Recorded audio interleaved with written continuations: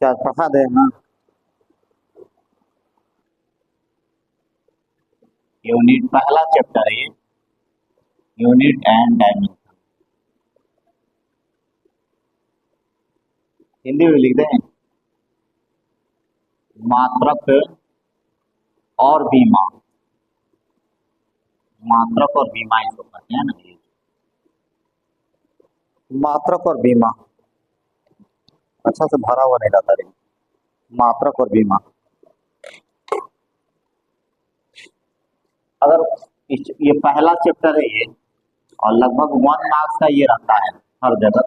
अगर एग्जाम की बात करें तो 1 मार्क्स का रहेगा ये, कम से कम 1 मार्क्स का। सबसे पहले भौतिक राशि, फिजिकल क्वांटिटी है तो लेते हो ना फिजिकल क्वांटिटी ना। फिजिकल क्वांटिटी पास ऐप्स है, वो सब कर लेंगे। सारा जो है ना एडिट में चला जाएगा। तो लिखो तो यही ना भरे जी। फिजिकल क्वांटिटी, देखो फिजिकल क्वांटिटी किसको कहेंगे? जिसको कि माप या तोल सकते हैं। क्या फिजिकल क्वांटिटी किसको कहा जाएगा? जिसको कि माप या तोल सकते हैं ना। अब जैसे मान लो कि ईमानदारी क्या है, फिजिकल क्वांटिटी है जी? नहीं ना, तो इसको मेजरमेंट नहीं करते हैं। क्या जिसको भी मेजरमेंट करेंगे वो फिजिकल क्वांटिटी हो जाएगा। लिखो the quantity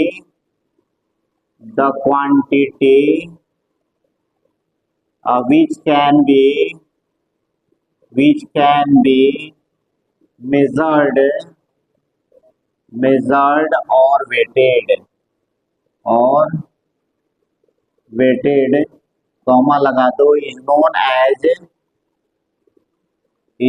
as physical quantity इसको कहते हैं। ठीक है, ये समझना होगा। हिंदी में क्या बोलेंगे? भौतिक राशि किसको कहा जाएगा? किसको कहा जाएगा? राशि जिसे माप या तौल सकते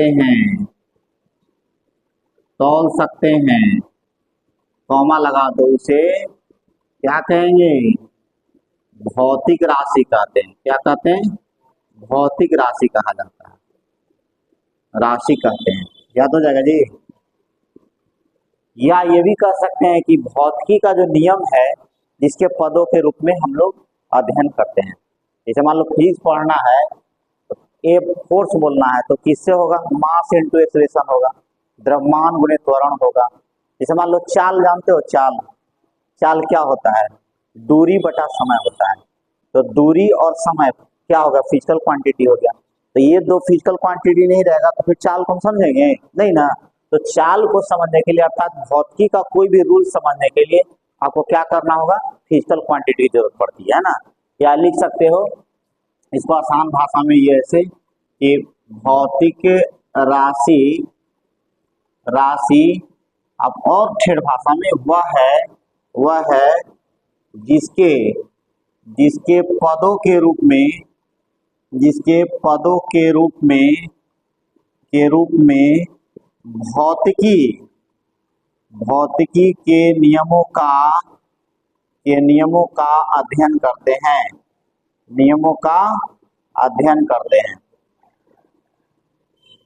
हो जाएगा जी। भौतिकी के नियमों का अध्ययन करते हैं, ये ध्यान देना है। अर्थात दोनों, तुम जैसा अगर मान लो हिंदी माध्यम से आए हो नहीं कर पाते हो तो लिख सकते हो, तो इंग्लिश समझते हो ज्यादा तो तुम भी जी। चलो ठीक है। वी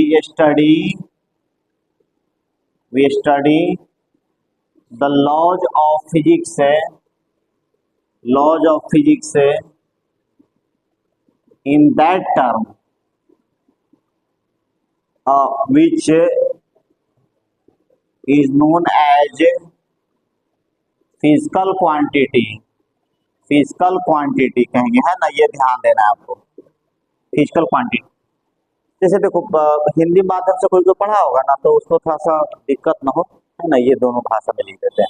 अब इसे बोलचाल की भाषा में ज्यादा समझोगे ना, जैसे तो अब यहाँ समझा कि फिजिकल क्वांटिटी के दो बात बता सकते हैं, the quantity which can be measured और weighted is known as physical quantity, और दूसरा है we study the laws of physics in that term which is known as physical quantity. ये भी बोल सकते हैं क्या, लिखो यहाँ पे लिखो।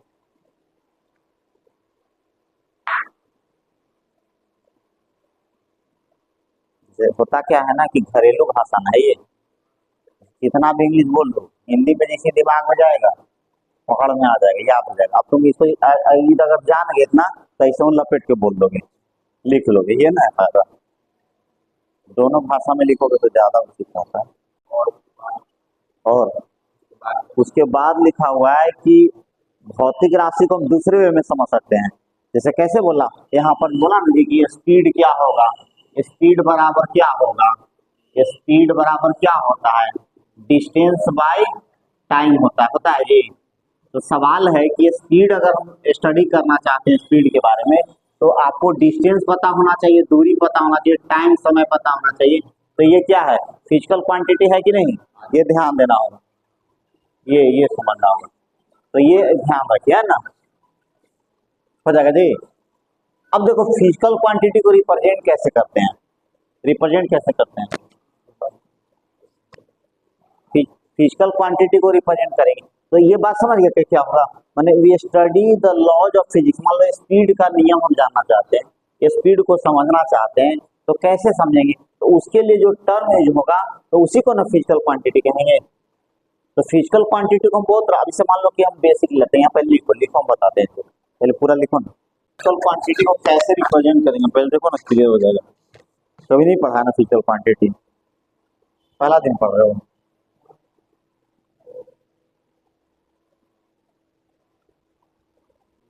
देखो कैसे इसको और बेहतर ढंग से करोगे, देखो यहाँ पर जैसे मान हो गया जी इधर, जैसे देखो फिजिकल क्वांटिटी को कैसे और अच्छे से समझेंगे। देखो किसी भी फिजिकल क्वांटिटी को रिप्रेजेंट करने के लिए कम से कम दो चीज लेना होगा। क्या लेना होगा, तो जैसे देखिए यहाँ पर एक्स बराबर एन यू होता है, देखो हमेशा इससे कम में नहीं काम चलेगा। एक्स क्या हो गया आपका, measurement measurement of a physical quantity, of a physical quantity, है ना, क्वांटिटी इसको बोलेंगे भौतिक राशि की माप, क्या बोलेंगे कि माप बोला जाएगा। देखो यहाँ पर ये आपका न्यूमेरिकल वैल्यू है, न्यूमेरिकल वैल्यू इसको क्या बोलेंगे, सांख्यिक मान बोलेंगे, क्या बोलेंगे, सांख्यिक मान। और ये होता है size of unit, size of unit अर्थात मात्रक का आकार, मात्रक का आकार। देखो अब समझो यहाँ पर जैसे मान लो कि जैसे 2 kg सामान लाए हो मार्केट से, क्या लाए हो, 2 kg। अगर मान लो कि केवल 2 बोलोगे तो होगा काम, केवल केजी बोलोगे तो होगा नहीं होगा, तो बोलना होगा 2 kg। तो आपको इस संख्या बोलना होगा जिसको सांख्यिक मान न्यूमेरिकल वैल्यू बोलते हैं, और दूसरा साइज ऑफ यूनिट बोलेगा। कोई बच्चा बोलेगा नहीं हम तो ही नहीं बोलेंगे, हम बोलेंगे 2000 ग्राम, तो क्या गलत हो जाएगा उसका, नहीं होगा गलत। तो यहाँ पर क्या होगा, साइज ऑफ यूनिट छोटा कर दिया तो न्यूमेरिकल वैल्यू बढ़ता होगी। तो ये इसको फिजिकल क्वांटिटी को रिप्रेजेंट करने के लिए कम से कम दो बात चाहिए, पहला न्यूमेरिकल वैल्यू चाहिए और दूसरा साइज ऑफ यूनिट चाहिए, तभी जो है फिजिकल क्वांटिटी का रिप्रेजेंटेशन होगा, अन्यथा समझ नहीं आएगा। ठीक है, तो इसको लिखो, ये इस तरह हम लोग रिप्रेजेंट करते हैं ना, समझा जी।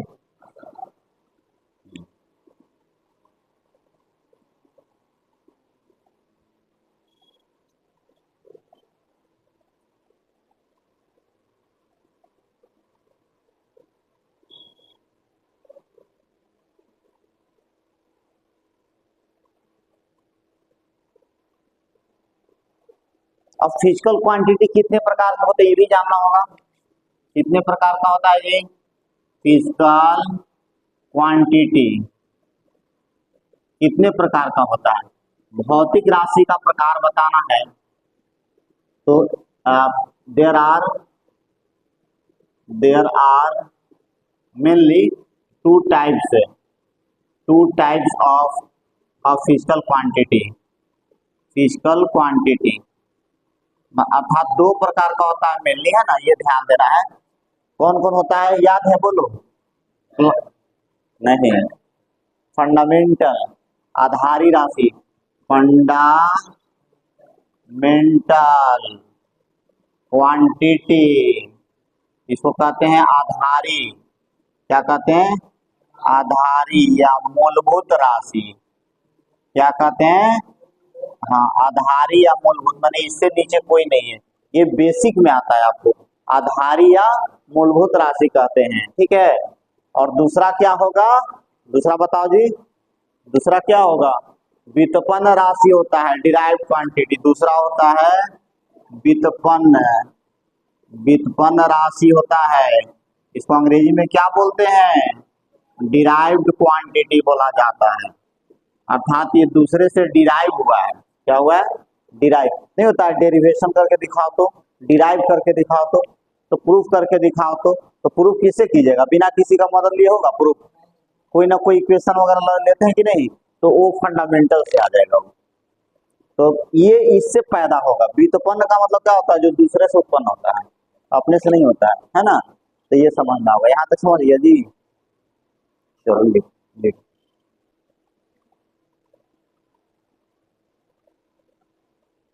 और उसका क्या हुआ, परेशानी दूर हुआ, वो लड़का और खाली दो ठो है ना,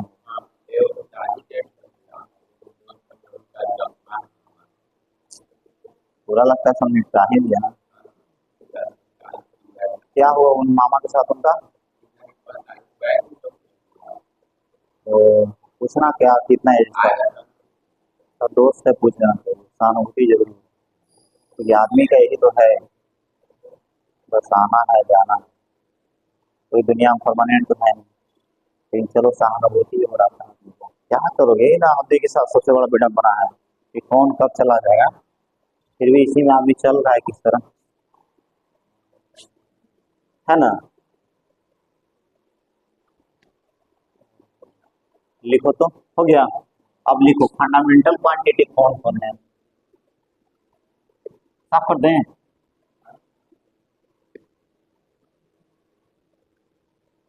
अब लिखो फंडामेंटल क्वांटिटी, तो यहाँ लिखो फंडामेंटल क्वांटिटी,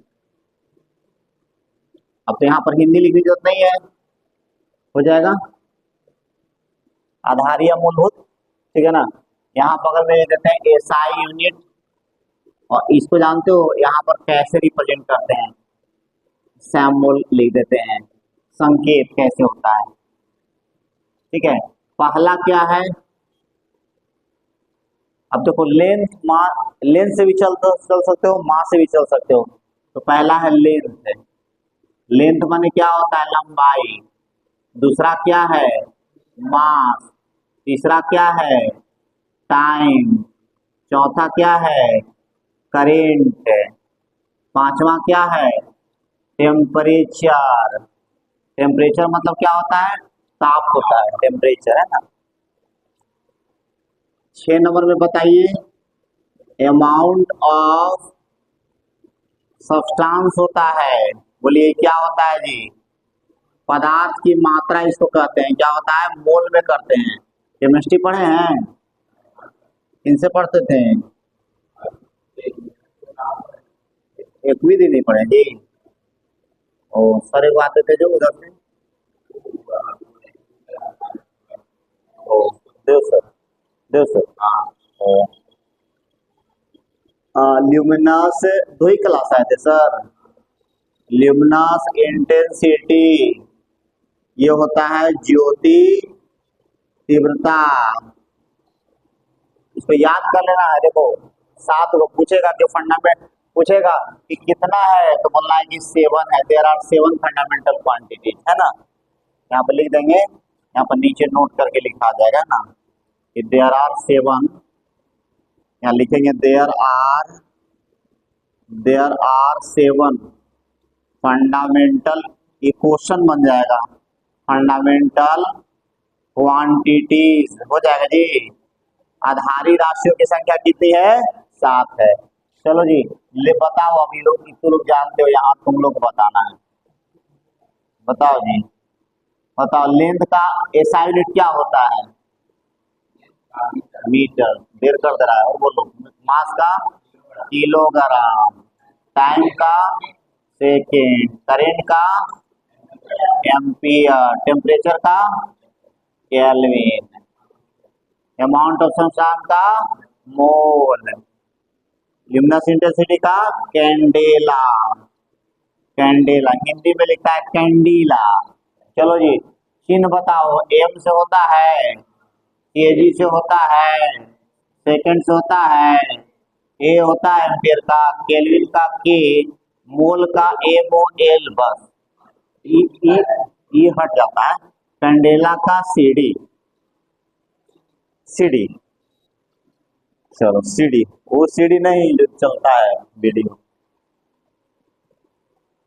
अब देखो यहाँ पर मिलता जुलता एक प्रश्न आता है कि the SI unit of luminous flux, luminous flux क्या होगा? देखो, अब देखो हम पढ़ा तो दिए ही, अब देखो क्वेश्चन में आ गया, ही फंस जाएगा।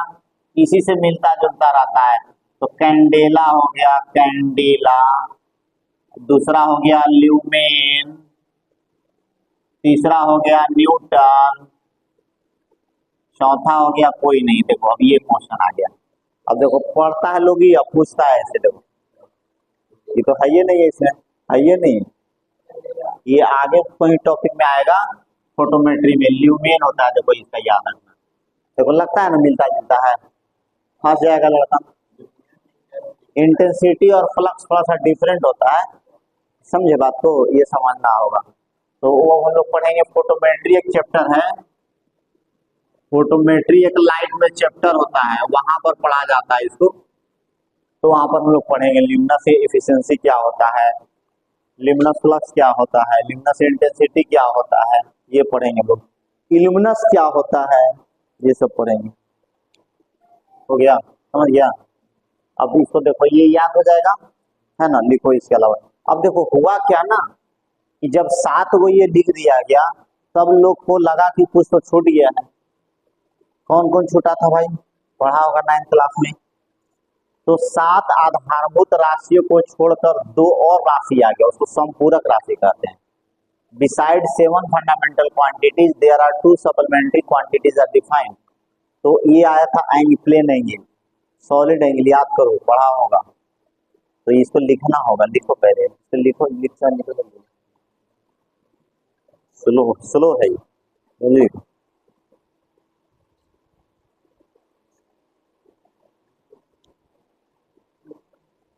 लिखे, हटा दें? लिखा जी, सब लिखा, धीरे लिख रहा है। इसको लगता है कि बेस्ट है यार, ठीक है। थोड़ा सा और खड़ा करो। नहीं, तुम्हारा राइटिंग जानते हो क्या है? तुम लाइन से नीचे लगते हो, तुम्हारा राइटिंग सही है। इसे देखो, तुम्हारा देखो मिस्टेक क्या है, एक बार सुधार लोगे तो कभी दिक्कत नहीं होगा। तुम्हारा राइटिंग ठीक है, बिगड़ का है क्या? इसका रीजन क्या है पता है?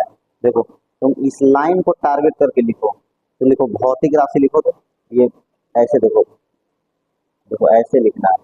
देखो मैंने इस लाइन से सटता हुआ हर चीज आना चाहिए। देखो तुम्हारा नीचे है, यही मिस्टेक। अब लिख के देखो, तुम लिखो तो एक लाइन भौतिक लिखो ना, भौतिक। देखो अब सही हो जाएगा, इसका मिस्टेक यहाँ पर है। हाँ, लाइन को टारगेट करना है, सटना चाहिए।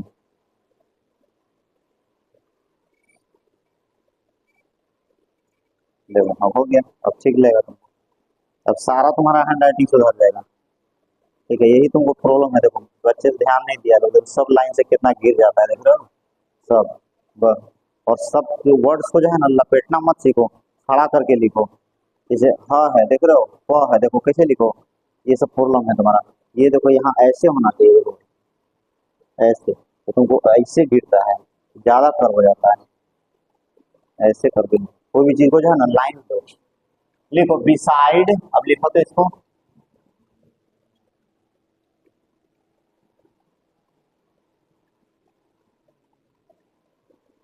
लिखो beside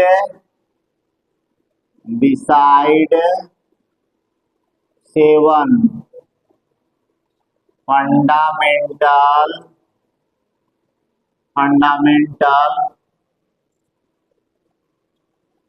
quantities, there are two supplementary quantities are defined।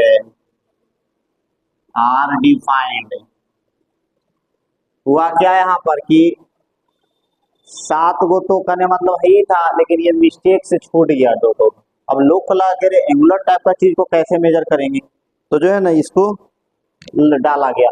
तो पहले हुआ ना, यहाँ पर हो गया कितना 7 आधारभूत आधारभूत राशियों को छोड़कर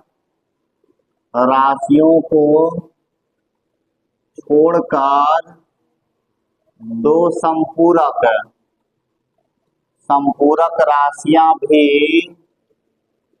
राशियां भी परिभाषित हैं। देखो यहाँ पर ये हो गया परिभाषित है। अब देखो कौन कौन छोटा था जी, पहला था प्लेन एंगल। देखो प्लेन एंगल क्या होता है हिंदी बोलो, समतल कोण होता है। एंगल बनाना जानते हो, बनाना जानते हो एंगल? देखो है? देखो ये होता है 2D है, देखो 2 डायमेंशनल का मतलब क्या होता है, देखो इसको कहते हैं 1 डायमेंशन, इसको कहते हैं 2 डायमेंशन, और इसको कहते हैं 3 डायमेंशन।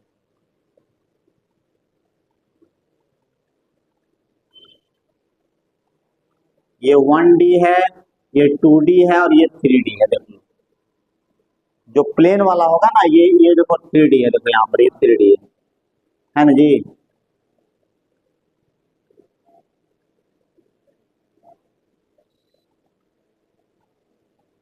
ये देखो 3D हो जाएगा। ये आपका ध्यान देना है आपको, ये 2D होता है। 2D का मतलब क्या होगा, जिसमें 2 बीमा होता है। एक बीमा हुआ, ये 2 बीमा हो गया, 3 बीमा। अभी देखो एंगल कैसे बनाते हो, देखो जैसे मान लो कि यहाँ पर रख लिए, ऐसे बनेगा, ये एंगल बन रहा है कि नहीं। ये देखो ये 2D हो गया, और जब ऐसे कर दोगे ना तो 3D हो गया। ये होता है, जैसे देखो यहाँ पर ये इस तरह, ये हो गया आपका थीटा। देखो ये 2D होगा। बताओ थीटा का क्या होता है फॉर्मूला, L/R होता है। बोलो theta equal to L/R। L क्या है बोलो, आर्क लेंथ है। चाप की लंबाई भूल गया जी, आर्क लेंथ होता है चाप की लंबाई। स्लैंट हाइट दूसरा होता है, आर होता है रेडियस। क्या होता है, रेडियस त्रिज्या होता है। बोलो पाई का डिफिनेशन जानते हो, पाई का डिफिनेशन नहीं सुना है पाई का नाम, पाई 3.14 जो आता है 22/7। इसका डिफिनेशन क्या होता है बोलो। देखो इस सरकमफ्रेंस में डायमीटर से भाग लगा दोगे तो पाई का मान आता है। कोई भी सर्कल में सरकमफ्रेंस अब बटा डायमीटर, इसी के रेशियो को कहते हैं। इसलिए डिफिनेशन क्या हो गया, किसी भी सर्कल में अगर उसका डायमीटर है, डायमीटर को क्या कहते हैं हिंदी में, परिधि, सॉरी सरकमफ्रेंस, परिधि हो गया, और डायमीटर को क्या कहते हैं, व्यास कहते हैं, है ना। तो ये ध्यान देना होगा, किसी भी सर्कल में अगर हम लोग बात करेंगे, ये अगर इसको मेजर कर लोगे धागा रख करके पूरा, और इसको स्केल से मेजर कर लो, और फिर डायमीटर नाप लो ऐसे धागा से, भाग लगाओगे ना, तो ये आपको आ जाएगा। देखो ये पाई का डिफिनेशन हो जाएगा। घर में प्रयोग कर सकते हो, कोई बड़ा रिंग लाओगे तो हम करके दिखा देंगे, इतना आता है। याद हुआ पाई का डिफिनेशन, याद कर लेना। पाई इक्वल टू, हाँ 3.14 होता है, 22/7 होता है, ये याद रखना होगा। ये जो है आप है? मान पता था। चलो और दूसरा क्या है, चलो लिखो पहले इसको।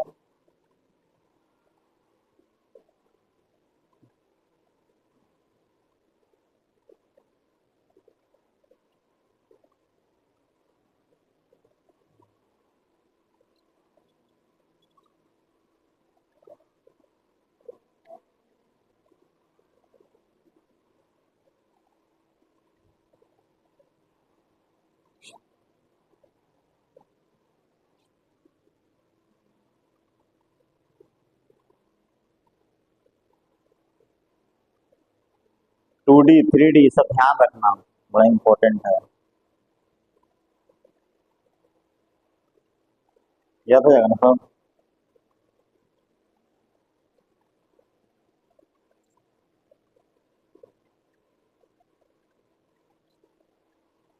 तो तुमको एकदम अपनी भाषा में बता दे रहे हैं, तो घरेलू भाषा में, इसको अपने भाषा में समझो।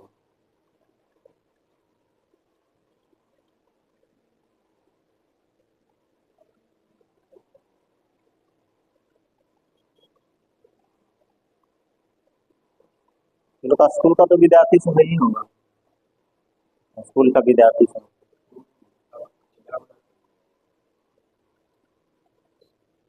दिखाना देखो ऐसे होता है, अगर कोई बहुत तरह का विद्यार्थी रहता है, वीक रहता है, ये रहता है, कहीं जा करके उसको पता नहीं चल रहा होगा तो लफड़े होगा। ये तो बात है। जानना तो बहुत आसान है बाबू। अभी का बहुत सारे बड़े बड़े कोचिंग 2.5 लाख 3 लाख रुपया दे दे के लोग अब फंसा हुआ है। तो वैसे से विद्यार्थी को खोजना है हम लोग को, जो कि एकदम सिप कर जाएगा, पैसा दे करके भी कहानी खत्म, कुछ पते ही नहीं चल रहा था। तो देखो यहाँ पर बिसाइड 7 मैंने 7 को जो हम लोग पढ़े ना, उसको उसके बाद भी 2 और है, फंडामेंटल टाइप का ही है, ध्यान देना होगा। तो इसको याद रखना, प्लेन एंगल। प्लेन एंगल कैसे बनता है, तो एक प्लेन में बनता है। देखो बोर्ड तुम्हारा 2D है कि 3D, ऐसे तो कहो कि 3D है, लेकिन इसको हम लोग थिकनेस को ध्यान नहीं देगा तो ये 2D में आ जाएगा, है ना। पेन जो है 3D होता है, ये समझना होगा। लेकिन हम लोग अगर इस सीट की बात करें केवल, ये जो आपका XY प्लेन है, तो ये 2D में हो जाएगा, ठीक है। इसमें 3D का फिगर, 3D को इस समान नहीं ना रखाएगा। देखो तो मान ली पेन को रखना चाहे, नहीं रखाएगा, ये चीज होता है। तो ये ध्यान रखना हो गया ये।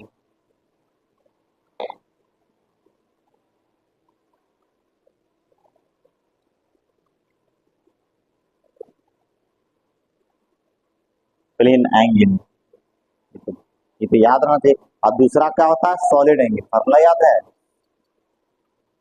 Solid angle, solid angle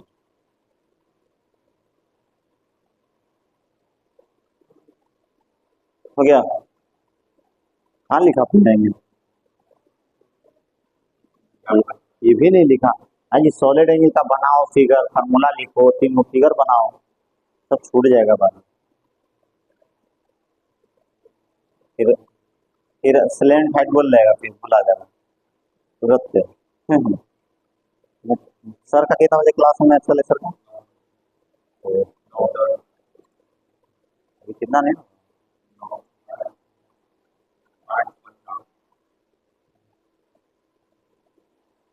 solid angle तक करना है। फिर तो आदत बन जाएगा तुम लोगों को, उठोगे सुबह सुबह, घूमोगे। सुबह नहीं उठते हो 5-6 बजे? तो 5-6 बजे उठे, एक बार घूम लो थोड़ा, तंदुरुस्त रहेगा। या तो लेट तक सोना माने दिन खराब होना, क्योंकि एक्चुअली दिन बचेगा नहीं ना ज्यादा टाइम मारोगे तो। सुबह का आनंद जानते हो, हम लोग यहाँ पर है, बहुत सारे को देखते हैं कि एकदम बस स्टैंड तरफ जाओ ना, सुबह का कितना उन लोग के लिए दिन लंबा है, लंबा काम करता है। और लाइफ में अगर शुरू में आदत खराब हो जाएगी ना, तो फिर तुम्हारा बहुत दिक्कत होगा। पढ़ाई लिखाई आगे पढ़ना है ना, तब देखो लाइब्रेरी में बच्चे कितना सुबह से आगे पढ़ रहे हैं, ये सब आगे चल जाएंगे। और कोई जो है सोया हुआ है, अब मान लो 10 11 12 बजे सोता है, 12 बजे 11 बजे उठा है, मुंह हाथ धोते 12 1 बजे, खाना खा 1:30 2 बजिया, और 1:30 2 बजे खाएगा तो फिर उसको नींद आने लगेगी। तुम ऐसे करके देखो इतना दिन। मेरे साथ ऐसा कभी भी हो जाता है, अनडिसिप्लिन रूटीन हो गया ना, तो दिन भर सोए हुए। अब 2 दिन से हम भी नहीं पढ़ा रहे थे, ऐसी तरह हो गया था, तो उठबे करते थे 9 बजे। अब 2 दिन में आगे आ गया। पिछले क्लास में इधर नहीं आए थे ना, पानी के बहाना हो गया वो। देखो ऐसा कोई पानी हुआ नहीं है पटना में, ये ध्यान देना था। जितना रूटीन को बिल्डअप करोगे ठीक रहेगा।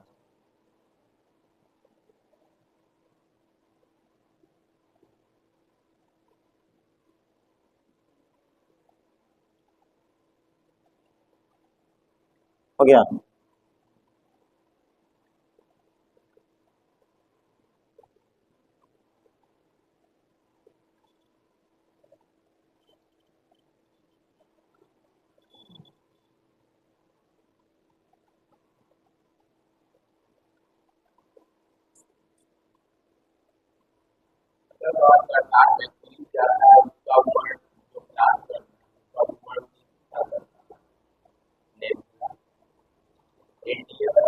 इक्कीस का लगता है। हाँ, 21 होगा। अरे जानते हो, बहुत सारा लड़का ध्यान नहीं देता, कोई बहाना खोजते रहता है। तो क्या वो जा रहा है कि नहीं? हमसे तो बात नहीं किया उसके। अच्छा अच्छा, हाँ हो सकता है।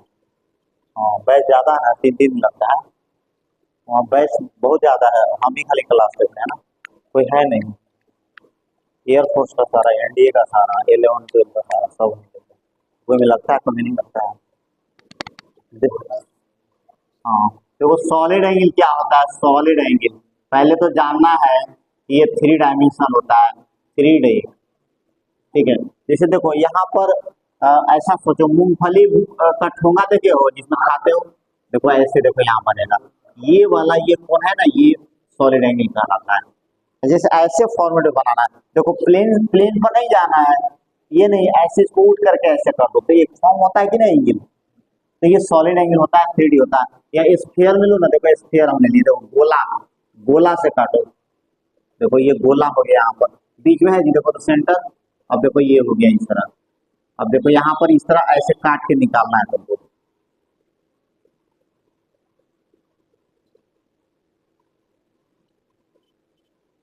लग रहा है निकला हुआ है, देखो लग रहा है जी।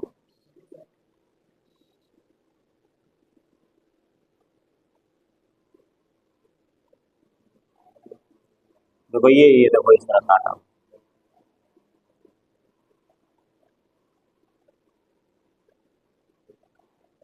ये सॉलिड एंगल है, देखो यहाँ पर देख रहे हो कट गया कि नहीं, लग रहा है कटा हुआ। तो इसको ओमेगा के द्वारा डिनोट करते हैं, ओमेगा। ओमेगा इक्वल टू हो जाएगा A/R²। ठीक है, एरिया और ये परपेंडिकुलर डिस्टेंस का स्क्वायर होता है, जो कि रेडियस के बराबर हो जाता है। ऐसे भी देखो यहाँ पर ध्यान से, अगर कोई भी सर्कल है, इसका जो टेंजेंट पास करेगा, उस पर जो परपेंडिकुलर होता है वो रेडियस होता है यहाँ पर, होता है ना। तो ये ध्यान देना आपको। यहाँ से ऐसे, ये देखिए मान लीजिए इस तरह है, ये मान लो देखो ऐसे है, तो यहाँ पर परपेंडिकुलर होगा तो क्या होगा, रेडियस हो जाएगा। ये ध्यान देना है यहाँ पर। तो यहाँ पर जो होता है, यहाँ पर कितना स्पेस रहता है, 4πr²। देखो यहाँ पर अगर कोई गोली को डाल दोगे शीशा वाला, तो क्या होगा, एकदम चिपक जाएगा वहां चारों तरफ से, है ना। तो 4πr², और परपेंडिकुलर डिस्टेंस का स्क्वायर जो होगा यहाँ पर, परपेंडिकुलर ये रेडियस होता है, ये कट जाएगा। ओमेगा इक्वल टू 4π आस्टे रेडियन क्या होता है, शॉर्ट में इसको क्या कहते हैं, 4πSR कहते हैं। क्या कहते हैं, 4πSR। ये सॉलिड एंगल को लिखते हैं। यहाँ देखो इस तरह हो गया, इसको भी थोड़ा सा फिल करा दो इसको, ऐसे ऐसा नहीं है, ऐसे लिखना।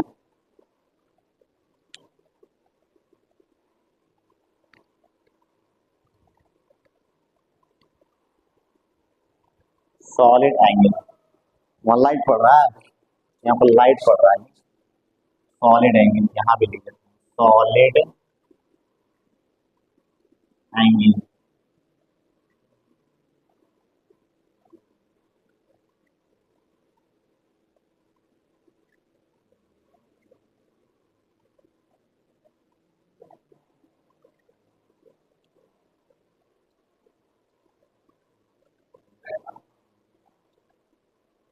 सीखा इतना। इसका हिंदी अगर मान लो करो, क्षेत्रफल, ये हो जाएगा लंबवत दूरी का स्क्वायर। हिंदी में इसको ऑस्टेरेडियन ही पढ़ते हैं, ऑस्टेरेडियन।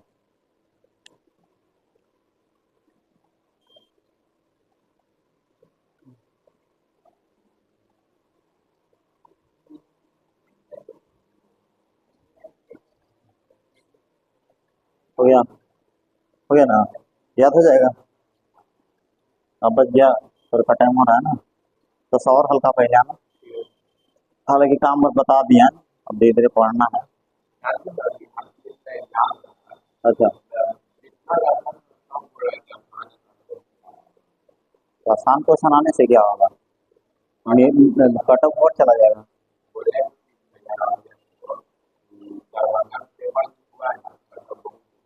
कट ऑफ उठेगा उसके बाद, और तो है दौड़वा के लिए रखता है ना, वो हार्ड दौड़ हो जाएगा।